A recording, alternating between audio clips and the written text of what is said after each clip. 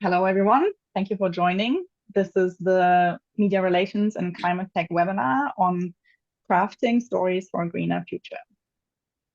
If we want to curb the climate crisis, then every company has to become a climate tech company. And to achieve this, we need to educate people and tell the stories of these amazing mission-driven founders and their impactful technologies, which isn't always easy because some of these technologies are really complex. And then, not to mention, 2024 is a huge election year all around the world. So climate coverage is going to be even more important. But how do we, as climate tech marketers, connect with journalists? How can we get on their radar and also make their life easier by delivering stories and angles that fit with what they're working on? That's what today's webinar is all about. And we have nearly 200 people signed up, so we've definitely hit a nerve here. Before we get started, a quick Zoom etiquette. Please mute yourself. Feel free to have your video on and off. Use the chat freely. As I said, let us know who you are, where you're dialing in from, and feel free to share your LinkedIn profile. We will share the slides, the recording, and the chat with everyone who registered. And there will be a Q&A with the panelists at the end. So please pop your questions in the chat as we go along. I'm Bettina. I'm your host for today. I'm the partner and chief growth officer at Alder, and I'm joining from the Bay Area in California. My co-host and today's moderator is Mel Adamson. She's the partner and CEO here at Alder. And Mel is joining us from Portland, Oregon. For those of you who don't know Alder, we're a climate tech marketing agency on a mission to make climate tech universal.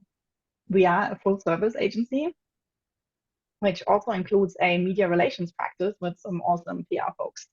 More on that in a minute. We are women and minority owned, and a lot of what we do, like today's webinar, is about building community. So we are also the agency behind Tofu, which you might have heard of. Tofu is the largest community for climate tech marketing, where we share tips and tricks, and we encourage everyone to connect with each other and help each other out. So if you haven't already, we'd love to have you join Tofu. My colleague Toby is going to put a link in the chat in a minute.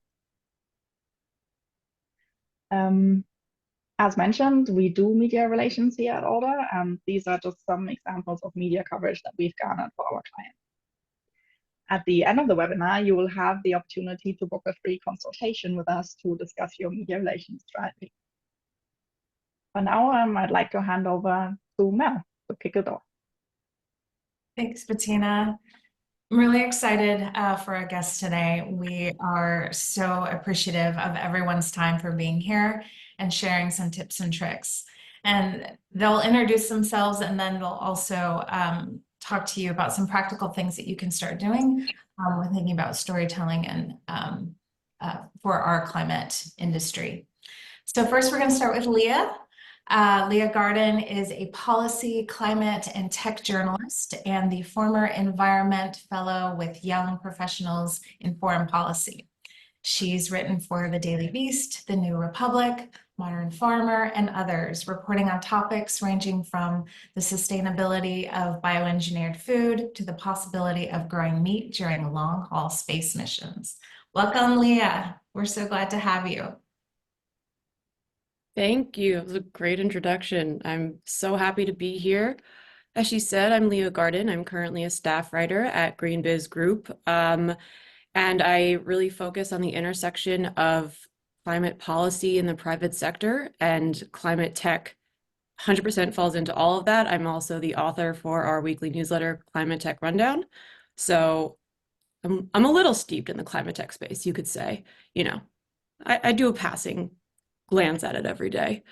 But GreenBiz itself, I think, is a pretty unique organization in that I'm a journalist, but my audience is specifically within the private sector. So I do a lot of business solutions journalism. Everything that I write is tailored to helping executives, people with the decision-making power within this capitalist world that we live, make the best decisions, not only for their bottom line, but for the environment and the community around them. I think we can go on to the next slide. So as a journalist, I think you all can imagine how many emails I get a day. So many emails. I don't even want to tell you where my inbox is at right now. I think it will give everyone a bit of a heart attack. I know I get one every time I look in it, which is all day.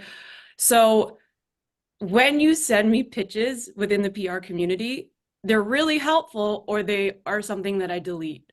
There is no in between. I don't just keep them there for funsies, thinking I'll go back to them. I get too many and it can be really overwhelming. I know I didn't actually go to journalism school, but I do know within journalism school, that's like one of the first things you learn is cut and run, delete what you don't need because it can get really overwhelming and it's a bit of a distraction. So when it comes to my tips for pitches and how to grab my attention, make sure they are as specific and tailored to me, the person you are pitching to, as possible. And the first seems dumb, but you would be surprised at how often it happens. Please get my name right. Don't say like, dear Robert, which I've gotten in the past. I'm not Robert. That's not me. It's clear that that was a copy and paste. You got it out there because you wanted to make sure you did. But that to me shows that you don't know who I am. You don't know who I write for. You don't know what I write about. So no, automatic. And then for me, that also puts a red flag if I ever see your name or who you're working for again, because it's just a poor reflection. And that's not who I want to be helping me source my news, which is 100% factual, non-biased. I don't want to have anything incorrect in it. I don't think any journalist is like, let me go find some incorrect stuff to put in my articles. And that really goes on to demonstrate that you've read my articles.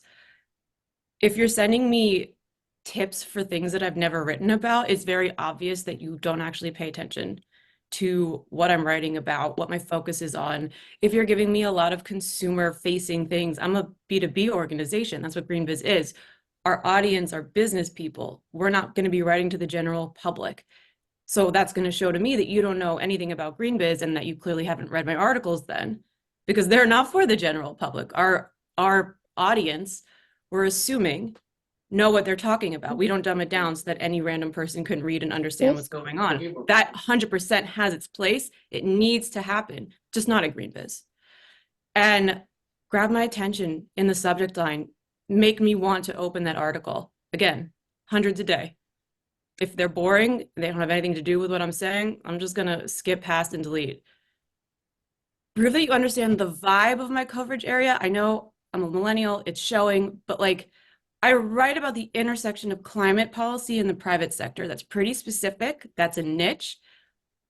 If you're giving me just hard tech or like Medicare coverage, you clearly you get what I'm writing about, but you're not understanding what I'm actually writing about. Like policy is not just policy, it's climate policy, it's IRA, it's BIL, it's CHIPS, it's Farm Bill, it's FERC, it's everything that you could imagine. It's not Medicare. Although it is a part of the IRA. It's just not what I cover in the IRA. So then when you're thinking about that, who can we pitch to you that's going to take your coverage to the next level? They're not just going to reinforce what you've been saying. They're going to say what you've been writing about and what you have been showing to your readership. And they're going to take it to the next step. They're going to make it actionable in some way that you haven't thought about yet. That is so important. And that goes right into my next thing, which is offer insight I'm not going to get anywhere else. I want an expert who is not only going to get me to the next step, but offer a new perspective that I wasn't writing about before. I wasn't seeing it from that vantage point. That is so helpful. I've had those types of pitches before. They're not often. That is definitely like a gold standard pitch. And it really does change everything. It's so exciting to see that. So, and then last but not least, especially with GreenBiz, I don't want to speak for any other outlet. And I think Heatmap is a great partner to have because we are like purely business, but Heatmap does climate just in general so well. You need to connect the dots between that climate and how it impacts the private sector, because that's our niche. That's what we're doing. We're trying to take advantage of capitalism and make it work for us, despite what that Times article said this morning about how capitalism is the death of environment. We're not talking about that today. So I attached a screenshot. You can see all of my stuff that I write. It's right there. I try to make pictures that if you don't want to read the headlines, which, whatever, we have those days, you can look at the pictures and be like, oh, that's what she's writing about. Okay. Like just, I try to make it as easy for my readers as possible. So when you pitch me, try to make it as easy for me as possible too, because we're all tired. We want to get to the good stuff right away. Wow, Leah, you have gone straight to the point. This is everything every media relation person needs to know on how to pitch a journalist. I love everything that you've just said. And, I'm also curious because, we're bringing a lot of new technology, to journalists that, it can be, and, it's very technical, right? It's all science-based. How um, at what level of, technical background, white papers, videos, what types of things are you typically looking for to get steeped in some of the tech and even some of the policy um, work? At what level do you want that kind of information? For me personally, because I think in general, if you're just talking about what climate tech is out there, I would want white papers. I would want that nitty gritty. The tech that we write about at GreenBiz is more from the perspective of it's ready to be scaled. This tech is ready to get out to the commercial production. So I imagine that there are already a lot of there's already a lot of information out there regarding the tech. I'm not getting into the nitty gritty of how the polymers are reacting and all of that. I'm really getting into the scalability of it and how to make it as affordable as possible and as widely available as possible. So for me personally, I don't need white papers for tech. I need business plans and feasibility and prices and how they're interacting with the different tax credits. I do read a lot of awfully boring legislation with that SEC rule. I mean, I read a lot of hundreds of pages. It's awful. That I do have to steep myself in because it's very specific and fact sheets don't tell you everything you need to know. But if you can give me what you're looking for on the tech end, and then I can, after reading through all the awful bureaucratic blah on my end, I can connect the two and find that path forward. Or if you could do it for me, that would be even better. That's what I need. But I know that if I was much more tech focused, which I used to be, it was really great. I used to get to look further into the tech itself. White papers are a little bit too far. If you're going to send me something, I really love visuals. I'm neurodivergent, give me visuals or it's going to get lost. I like to be able to see what you're telling me about because it's tangible. It's technology. Even if it's a software platform, it's still tangible. It's very visual. So that's what I look for. Do you have anyone that you go to as like, you can't find, maybe, you have two pieces of information, policy tech, you can't put it together and someone hasn't given you, that gold star pitch that you are looking for. Who are your go-tos, like relationship wise, where, you have an insider or can a PR person offer up an insider for you? Yes, 100% they can. That is always the best, not just somebody tangentially related to what I'm talking about or what I've spoken about in the past, or a big thing that's happening, in the news today, but somebody who has some inside knowledge or insight or perspective that no one else is going to get. Like when the SEC rule was right on the edge of coming out, I was able to get in contact with a former SEC official who had been a part of writing the original draft of the rule and therefore had a perspective into where they thought the ruling was going to go, why it was going to go that way, and how it was going to impact businesses moving forward. Like that is a perspective that my readers appreciate and that helps give me insight to better cover everything. And right now, when it comes to that, I mean, I live in DC. It's for a reason. I make a point of going out and cultivating my sources. But it is time consuming.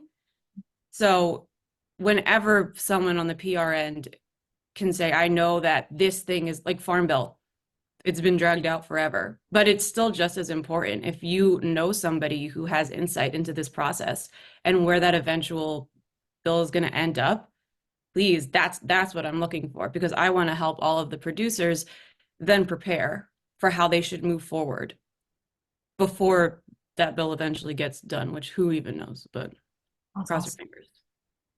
Thank you, Leah. That was really insightful. And, you know, we can take away things learning from your presentation. So thank you so much. We're going to move on to Mike Munsell. Mike is the VP of Sales at Heatmap News. He previously was the founding director of growth at Canary Media.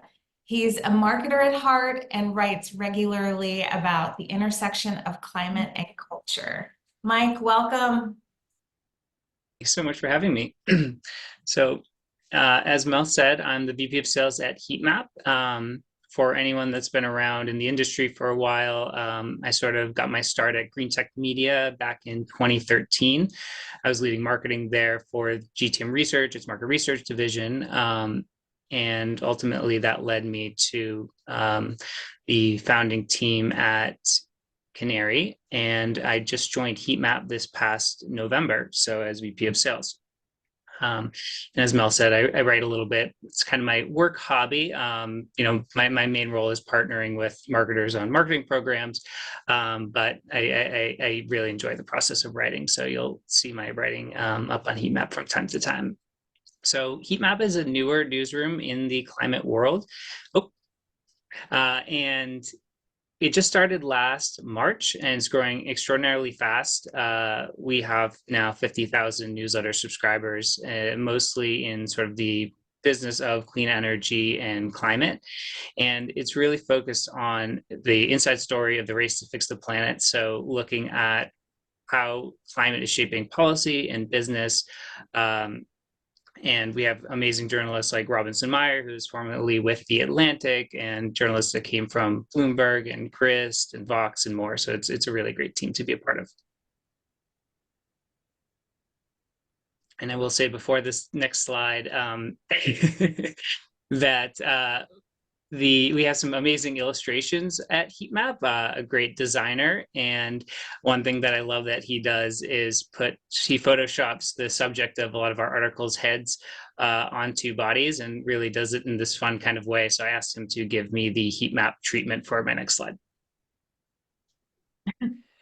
So I'm coming to this conversation, you know, I've had experience in PR as a marketer. You know, sort of there are a team of two of us doing a lot of it. So I've done a lot of PR marketing. I've done some writing. So my aim here is to provide some recommendations that sort of span both PR, but also on the marketing side as well. So my first recommendation to anyone here listening is tailor your pitches for your audience. So, you know, your audience being the journalists, right?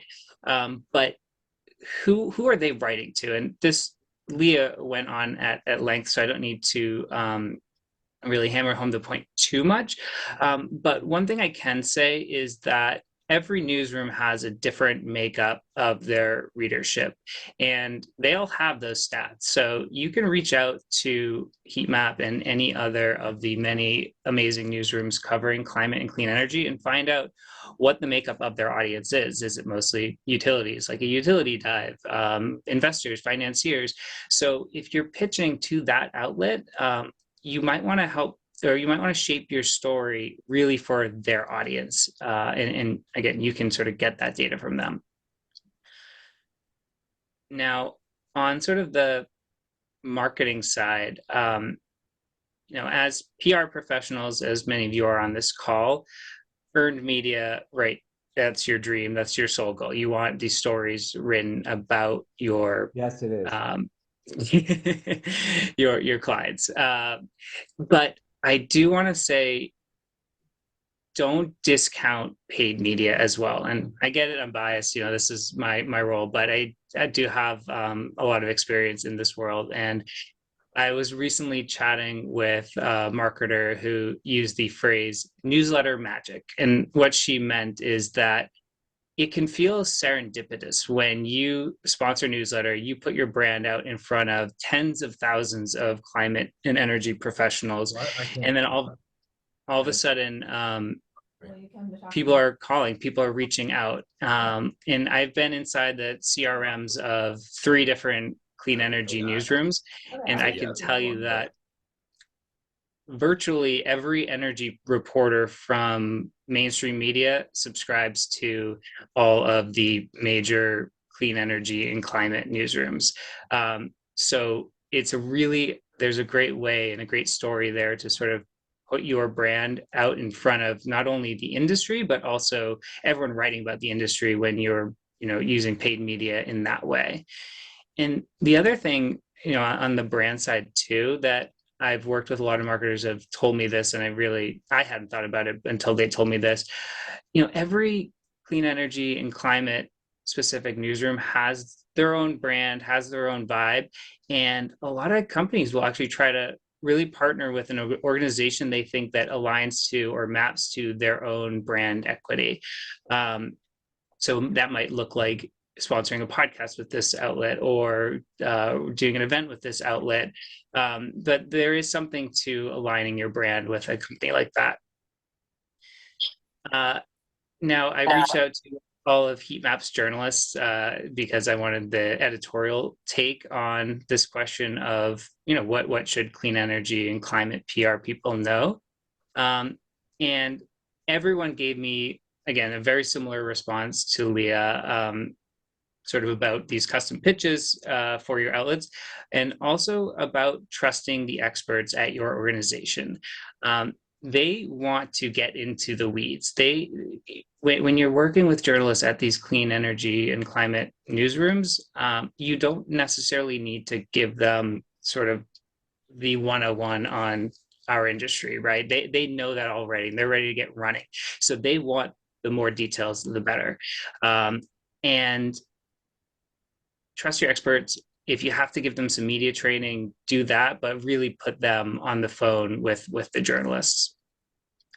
And then the last thing I'll say is, this is less recommendation, more a plea, is to support your local climate tech newsrooms. And there's a lot of different ways to do this. If it's a nonprofit newsroom, you can donate.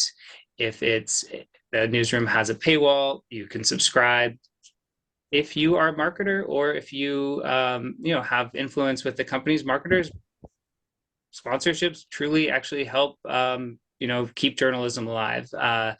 And I listened to Search Engine, the podcast, and Ezra Klein was just on, and he did a really, really great job sort of talking through what's going on in media right now. As we all know, it's a really tough time. And, he doesn't lay the blame on the readers, but he does say that, the readers can help fix this problem. So, anything you can do to support it's going to help keep journalism alive. And it truly is so important for climate, broadly speaking. I just want to second that. There have been media layoffs. I'm sure you all know, just across the board, including at GreenBiz, it was terrible. Anything to help media about climate right now is so important. Thank you so much for bringing this up. It is just, even subscriptions like GreenBiz, our newsletters are free. You just need to subscribe to them. Like, having that subscription count makes a difference on our end, because it helps us give the data that people care and that they're reading and they want to know. So yeah, just seconding. Thank you. Mike, and Leah, thank you. Mike, that was really insightful too. And I really like the holistic view that you bring to this panel, and fully support journalism in general. We need it now more than ever for not just climate, but our democracy. So thank you for saying that. I am curious though, what are some of the creative ways you've seen brands, either at Heatmap or at Canary, use earned and paid media together? Sure. And I want to dispel a quick myth on that too. Most people in this room will understand this intuitively, but I have had conversations where people do believe that there's something to, if I buy media from them, then I'll get on their good side and get articles written about me, and that's couldn't be further from the truth. In sort of to my earlier point, when you're paying for media, like you're getting exposure and reach for anyone to see your brand. So that's a point in that camp there. But one example that I've seen is like, again, this is sort of similar to what Leah was talking about, like pitching to your audience. But if you're working at a big solar company and you hit a really big milestone, or you develop this really big project, it's the biggest project you've ever done, but it's in the grand scheme of solar, maybe it's not that notable. Maybe you get that written up in a solar trade publication, but a heat map might not cover that story specifically. So one way to sort of pair earned media with paid is, there's your earned media is over with this solar trade publication, but then you can use paid to amplify that message, whether it's through newsletters or podcasts or display, or any number of ways. You could link out to PV Magazine, whoever's covering that on the solar side, or you have your own landing page. However you do that is up to you. But really, that's just sort of one example that I've seen that could work really well. That's cool.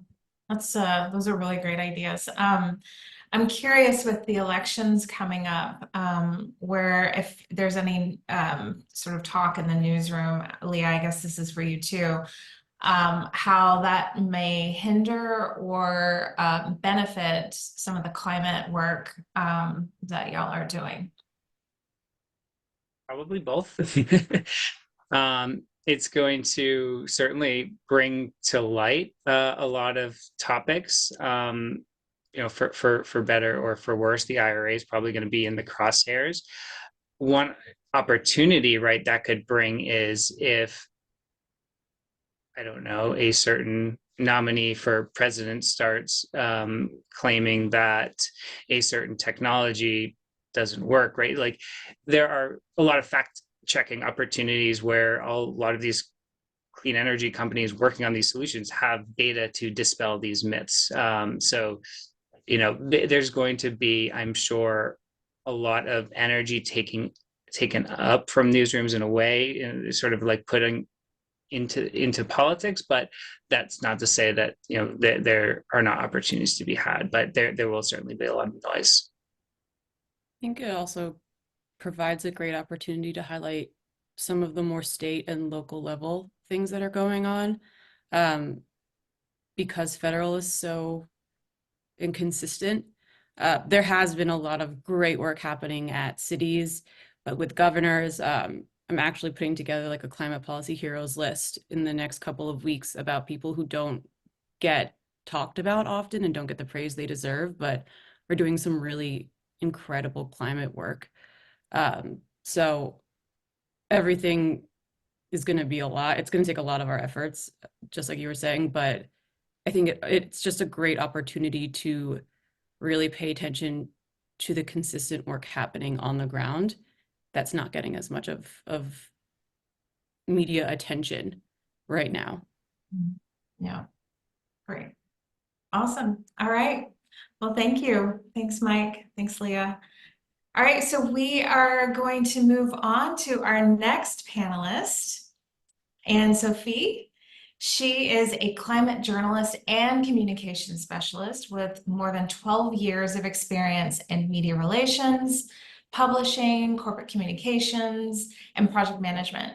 She currently works at the Campaigns and Media Lead at EIT, Climate-KIC, a knowledge and innovation community funded by the European Institute of Innovation and Technology.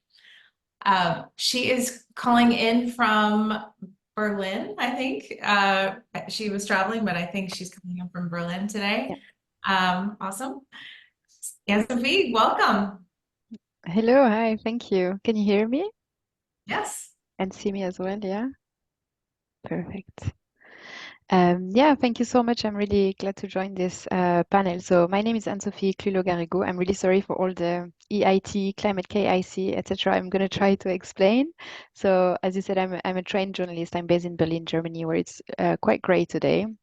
But yeah, I created a magazine in 2016 called The Beam, and it was a print and digital magazine focusing on climate tech and climate justice. And the idea behind the publication was to kind of highlight the solutions and entrepreneurs that didn't make it to the mainstream media. So it was less about the shiny, well-funded tech solutions like the hyperloops and stuff like this, but more about the grassroots movements, women entrepreneurs, non-profit organizations that were working on the ground to bring climate mitigation and adaptation solutions to people who were already being impacted by the climate crisis. And during these 4 years in this magazine, I realized that a lot of these organizations and people were struggling to communicate effectively about what they were doing. And I was really interested to working in the other side, and that's how I kind of joined Climate-KIC. And the KIC is for Knowledge and Innovation Community. And I joined first as a media relations manager. So Climate-KIC is Europe's leading climate innovation agency and community.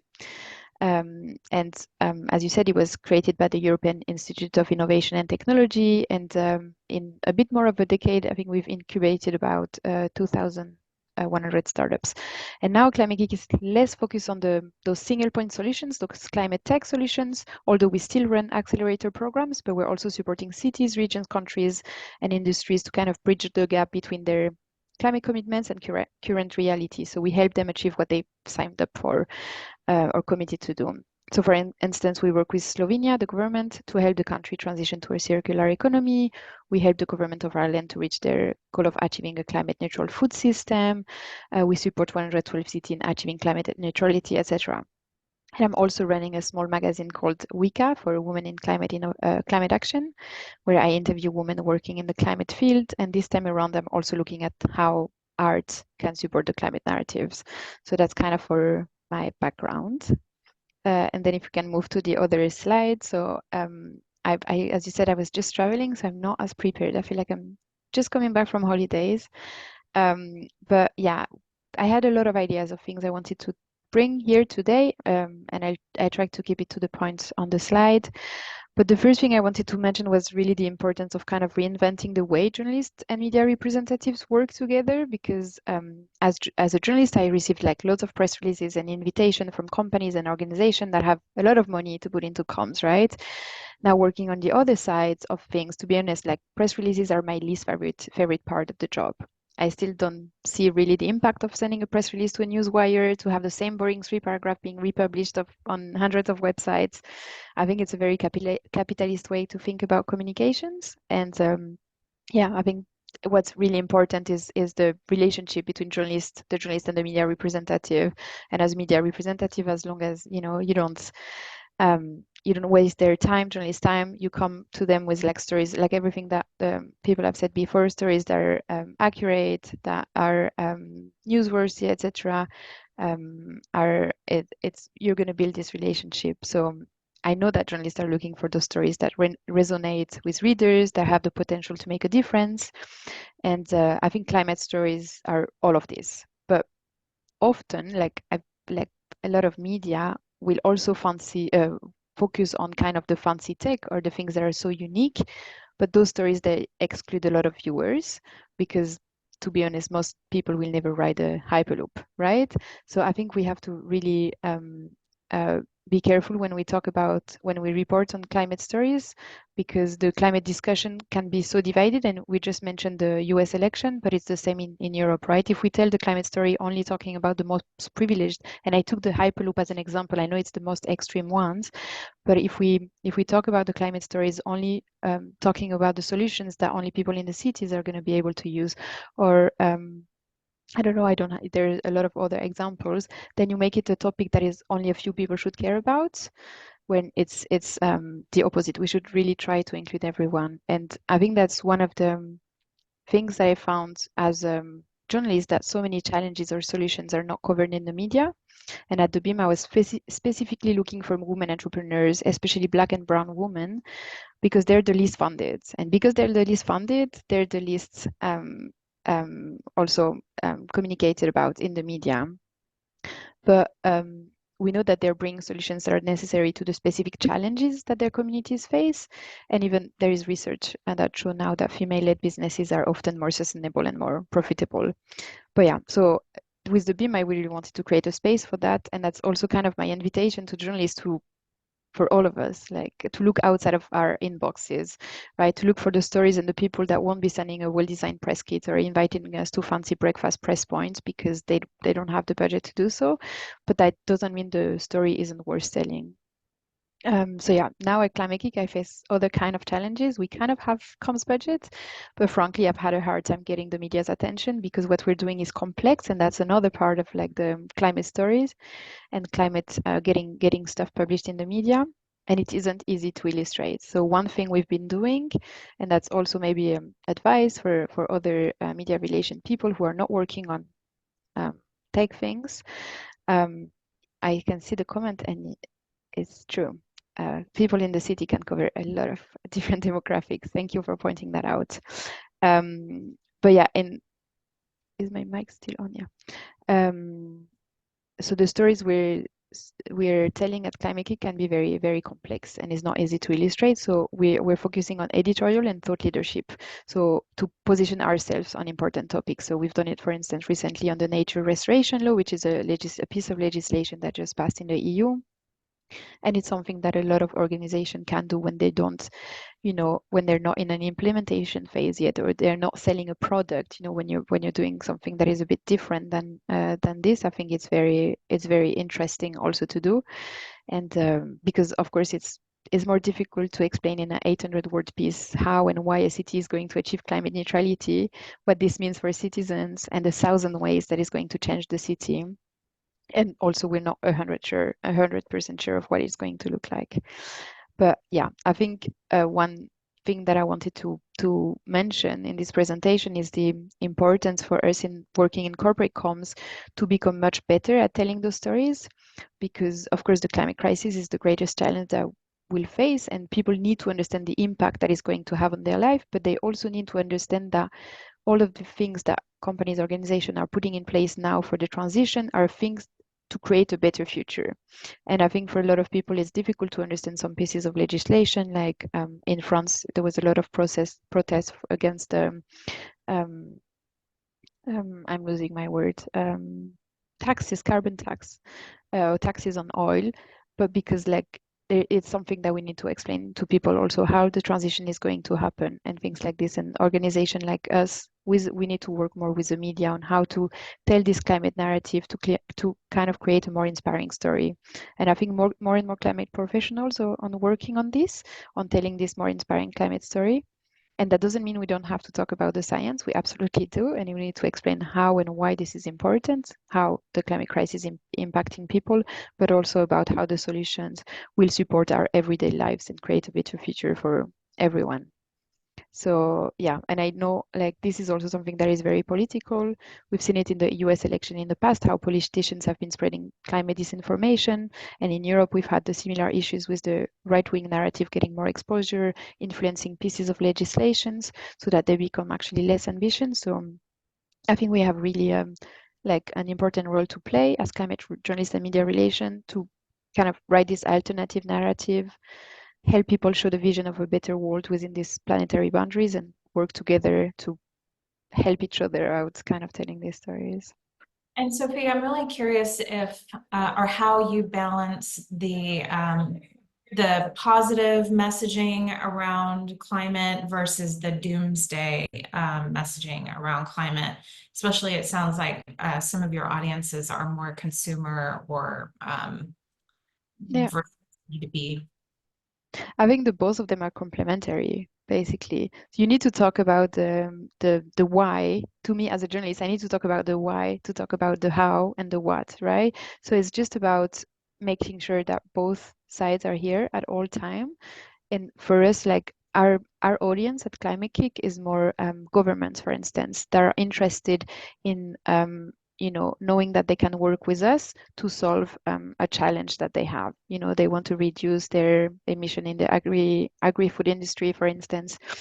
So what we bring is to say, this is happening. You're going to have to actually decrease. We're bringing solution, and we're helping them kind of also work on citizens mobilization, right? Because people need to understand. So one example was in in Poland, we worked in a mining area, and what we've done was to interview 200 people that were actually working in the mining industry to ask them, you know, what was it for them basically, and then to create programs that will benefit them in the future. So I think it's really about, yeah, the doom and gloom. I mean, we can't, to me, we can't escape it. We cannot not mention it, but also explaining that what we're trying to do is not to be annoying, is not to be the doomer and gloomer. It's like what we're gonna do is to bring a better life, and yeah.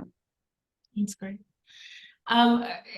Since you are our European panelist here, I'm curious if you, what are some of the major differences between, you know, doing outreach to media in Europe versus the US?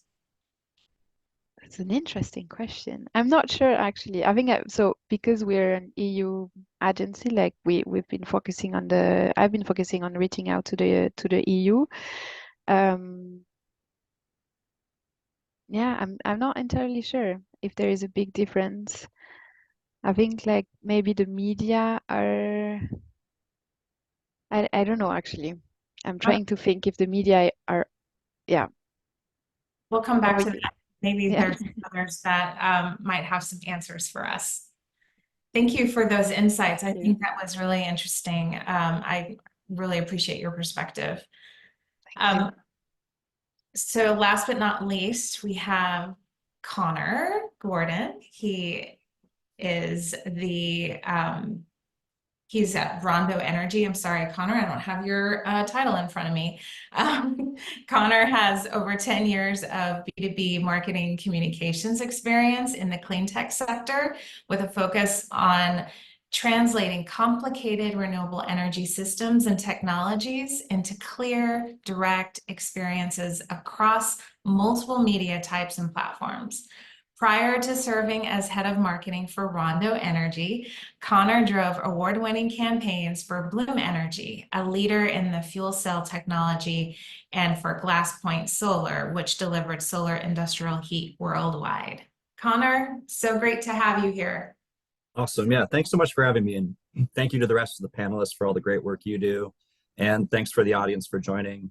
You're all here because you care about the climate, and that's huge, as the other panelists have mentioned. So a little bit about Rondo. We produce what's called a heat battery. We're one of about a dozen or so emerging companies that are in the electric thermal energy storage sector. These products are basically drop-in replacements for gas-fired boilers that exist all around the world at industrial sites, except we're powered by renewable energy. So intermittent wind or solar to produce 24-hour steam that replaces gas-fired boilers. We've been on a bit of a roll recently. We announced the highest efficiency energy storage solution in commercial operation. You can see here at the bottom right of the screen, that's a 2 megawatt hour system that operates at above 90% efficiency. We also announced the world's largest battery factory under construction right now. It's producing 2 gigawatt hours of storage capacity today with plans to reach 90. And then most recently, I think 2 weeks ago, we announced a deal with EDP out of Europe to produce 2 gigawatt hours of heat batteries for their clients. That would be 400 megawatt hours of new renewables on the grid. So it's all really exciting time for Rondo. But a little bit about me, I'm the one marketing person that we have right now. We are an early stage startup. We're through our Series A, and I cover really every aspect of marketing, communications, and PR. I know this isn't a marketing webinar, but I think this is an important point for marketing professionals on here. I use what I call the flywheel model to kind of stay in the energy industry jargon here. And it's basically all about converting strangers and turning them into advocates and storytellers for your brand. So a primary component is removing friction from your sales cycle, from your marketing cycle. So that could be anything from lack of internal processes, miscommunications, or single points that are that people might misunderstand messaging wise around your brand. And then also adding positive forces into that flywheel. So that's everything from content marketing, frictionless systems that you have in place for marketing automation, and then why we're all here today, strong media relations and public relations and storytelling. So media relations is a critical positive force that can influence your flywheel and your marketing strategy. And it's a critical lever for marketers to pull. And fundamentally, all of that comes down to compelling storytelling. We need to tell a story that's informed by the audience. What do they care about? What do they want to hear? As Leah and Mike both mentioned, as a marketer and communicator, the media, they are the audience. Of course, we're catering to our audience's audience, as Mike mentioned. So, what do reporters care about? What is their body of work that they've written? And make sure that your pitch to them or your communications to them really encapsulate everything that they care about, that their audience cares about. So, it's journalism 101. I think Leah hit on this point.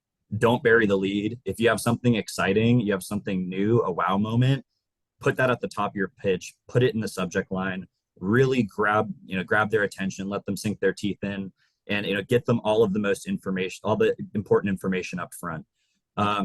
So my last point here, experiential marketing. I think this is a underrepresented aspect of marketing that really influences media relations, and I think it can fit in these other categories. But what this means is create not just a pitch, but a well-rounded experience that both reporters and their audiences can really experience together. So I think you can move on to the next slide for now. It's important that relationships with media, it's not transactional.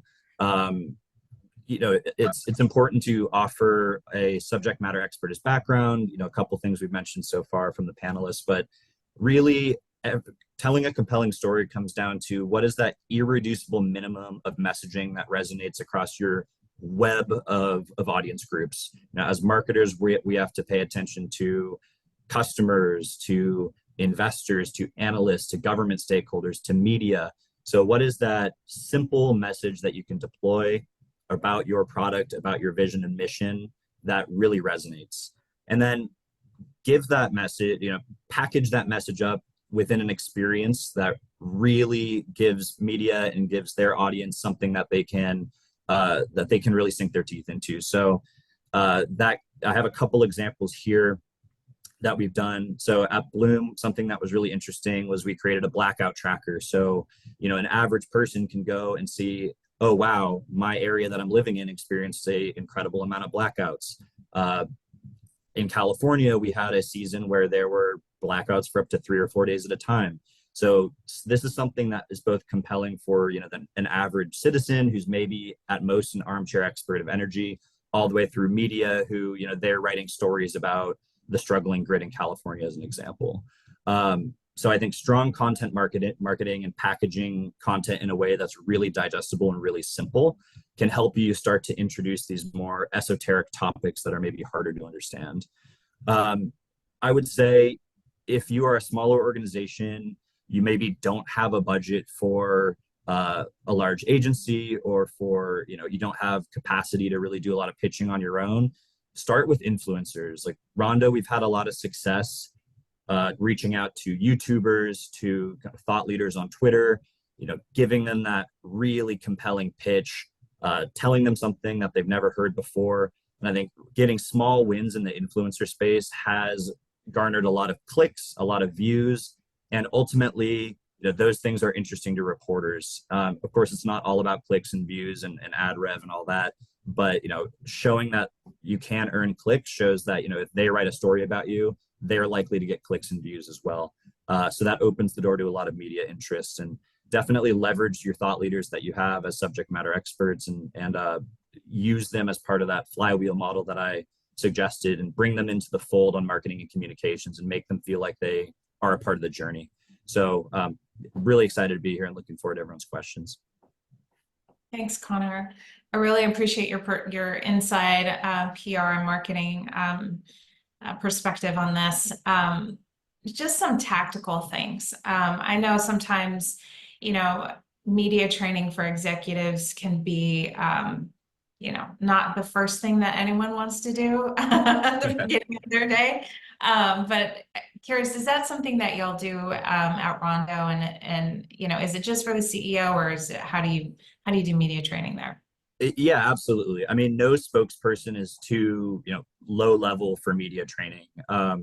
it ultimately depends on how they're going to be deployed. In all cases, it's good to have a consistent strategy in place, and that strategy changes between orgs. But for me, it's creating messaging documents and objection handling guides and just giving them a resource to make sure that they're comfortable. For smaller, maybe asynchronous media opportunities where folks are responding to emails or to a set list of questions, like media training maybe can be more limited just to hit on those talking points. But if it's a high profile engagement, maybe broadcast news coverage or a higher profile reporter, yeah, getting robust training, not just for subject matter and content, but tone, style, and cadence.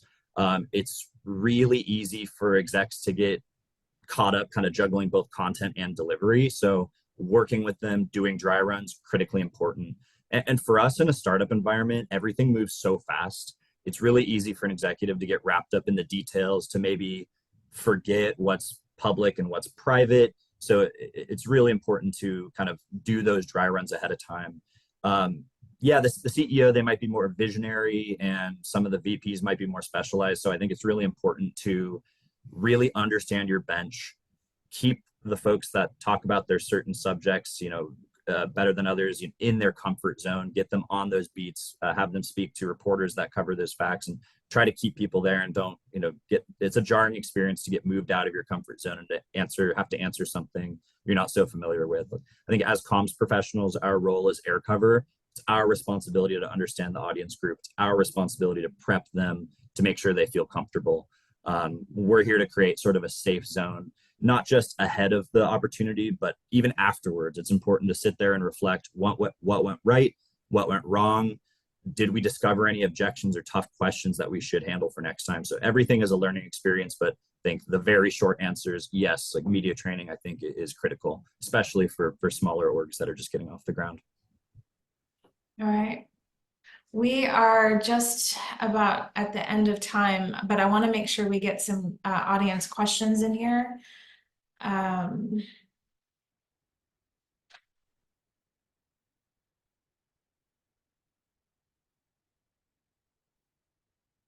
Bettina, are there any questions from the audience that we have?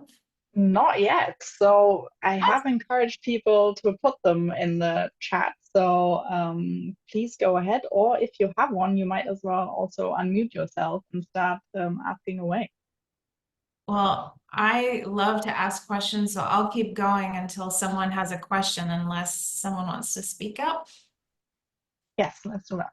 I'm seeing one question about the iPad experience that flashed on that slide. So I'll just talk very briefly about that. Yeah, that was developed for the iPad by a developer, and the outcome there is how can we take what is just a steel box and I think translate that to any kind of complicated energy technology, and how do we X-ray vision that and create an experience that tells that story. So when we fly someone from across the world to see this technology, not super exciting to look at a steel box. So having something to X-ray and show how it works, really important. And that's something that we've deployed with reporters too. When they come onto site and they're not sure what's going on, they might not have expertise like most people around heat batteries. It's something that really simplifies what's going on inside in the kind of, like I said, the irreducible minimum way. Here's a question from Izzy. What gets in the way of telling more stories about climate progress? And this is to all panelists.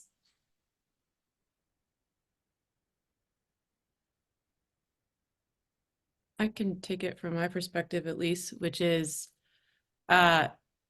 sometimes the doom and gloom is just you think it's going to get more clicks or it is relevant, so you want to talk about it. I don't write doom and gloom personally. It has a place, it needs to be written about, but I'm solutions journalism.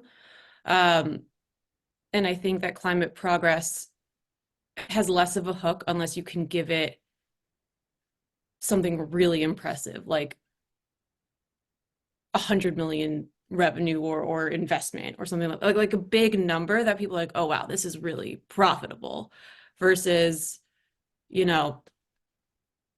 it's great news, but great news doesn't seem to permeate the same way that negative news does, unless the great news is followed by something actionable that can get other people to also experience that great news, I think, on a personal and professional level. So that's why our journalism is not only solutions journalism, but actionable solutions journalism. I do think there's a difference between the two, at least for the way that I write. So that would be from like the purely journalistic perspective. I don't want to just give someone a story with nothing to do about it. I want to, and if there's nothing to do about it, I'm not going to write about it. So hope that helped. I totally agree. I think there's journalism I've seen has kind of slipped into like fear, uncertainty, and doubt, because I think that drives clicks. But what Leah said is absolutely on point. I think not only, of course, you have to highlight the challenge in order to highlight the solution, but it's a lot more productive to anchor an article about Europe's dying chemical industry, for example, with practical solutions to solve it. We all see negative news all the time. I think solutions journalism is huge tailwinds for Rondo, and I think something critically important. Yeah, I would just echo. Yeah, I think we're seeing a greater shift toward solutions. So, the newsrooms that I've been a part of have largely been solutions outfits, but like mainstream media, in a way that I hadn't seen before in the last 2 years, are picking up a lot of these sort of climate success stories and companies. And I think a large part of that is the IRA and all the money flowing in. But I'm seeing so much more of it now in the past 2 years than ever before. But the doom and gloom, sure, is still there in I would say the mainstream outlet, not as much like the climate outlets. I think also, Oh, sorry. Anne-Sophie, go ahead. Yeah, thank you. The climate progress stories sometimes are very long term, and it's very difficult for people to grab those like long term kind of like ideas, and also for journalists, because it's impossible. Like when some projects are going to take years before having an impact on people, then it's a very, very difficult story to tell, I think. And we're not used to this long termism at all. There is another question in the chat from Matt. How are media relations being involved at the local level?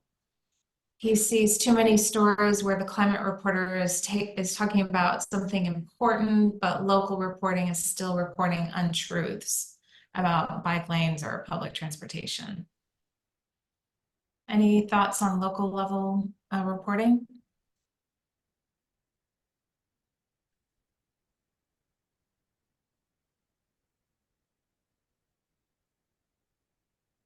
I know that it's harder to find sourcing for local level reporting, especially because I'm based in DC. So a lot of local level reporting is not where I live. I mean, there's obviously DC local level reporting, absolutely. But if we're talking about holistically to represent the US, and that's not even talking about, EU or anywhere else in the world, it's really hard to get those sources. And I know that I have spoken to other people within PR who worry about bringing in journalists like me and at more mainstream like CNN levels, because once they bring a spotlight and attention to a local area that didn't have it before, it can actually do a lot of harm to the people, to the economy, to the overall environment of the local area, because of how much is now focused on it. And there are a lot of, like I was speaking to someone at the Nature Conservancy, and they said that they have a really interesting story as the PR person for that area, and they do not want to give it to anyone because they're really worried about the impact that type of attention will have on the local area. And they think it would do more harm than good to put it in larger outlets with more of a national base. So I think when you're looking at pitching local stories, you might want to be really specific about who you're pitching those to. Maybe you should be pitching them to local outlets so that you don't inadvertently, and obviously not on purpose, make something that is a problem that needs to be talked about or a solution any worse than it already could be. So I think that's a really interesting perspective to always remember. Media has power, even if you think you're not getting as many clicks as you want. Yeah, I would add, don't get wrapped up in product or technology, like especially on the local level. You have to hit the human narrative. So what is the outcome of your technology? How does it impact, the people who do care about bike lanes or public transportation? For the nature of your question, it's, for clean tech, it's often improved air quality. improved community health. So really focus on those outcomes. And I think those are what are going to be more engaging for local reporters. Of course, national and international reporters will care about that too, but really, how does it really distill down to the average community member? So we are over time. I know we have a lot of questions and comments still. We will be sharing our panelists' contact information. They've agreed to share their email. And so I just want to thank our panelists so much for being here today. Really appreciate your time and your insight. This is really helpful for all of us. Thanks everyone so much. Okay. Well, for thanks having us. everyone for joining. We will, Toby, can you put those links in the chat, and let me just share my screen again real quick.